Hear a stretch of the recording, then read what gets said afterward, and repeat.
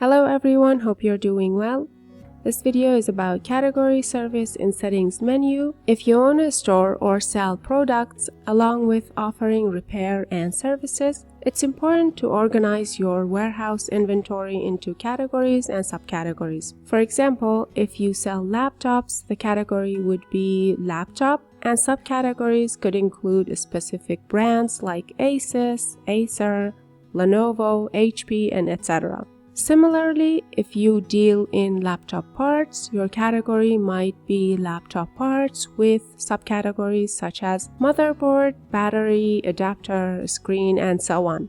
Let me show you how to add categories and subcategories on Finty. Just go to Category Service and add New, write the title, for example, laptop.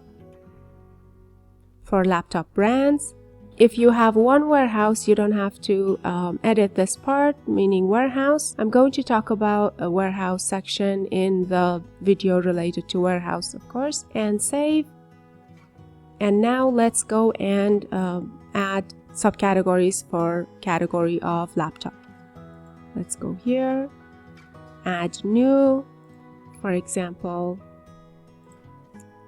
Asus, add or save, Acer, save, HP, save. You can add as many subcategories as you want. Let's go ahead and close this.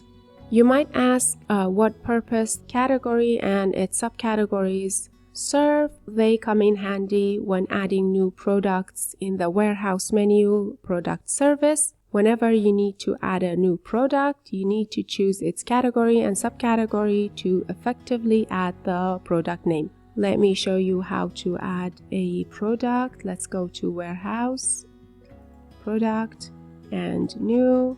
As you see, we need to add the category. Let's add the category I just created, laptop, subcategory as, for example, Acer, and for the product name, in this case, as if this is a laptop, we need to add the model, for example, this model of laptop, and save. There is also a shortcut version for adding categories and subcategories, and that is by going to new.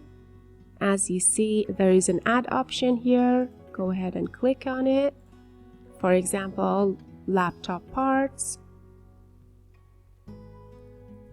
If you sell other products, for example, if you sell home appliances, if you sell TVs, if you sell printers, if you sell any products, you need to write the title here. I'm only writing laptop part because I talked about laptop parts before. So save. And for the subcategory, go ahead and click on this option. For example, we have laptop parts, so for example, a screen. Another one we can add, for example, adapter. Save.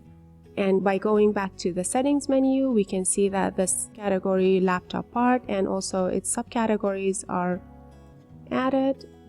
Let's go to settings menu, category, laptop part, and subcategory.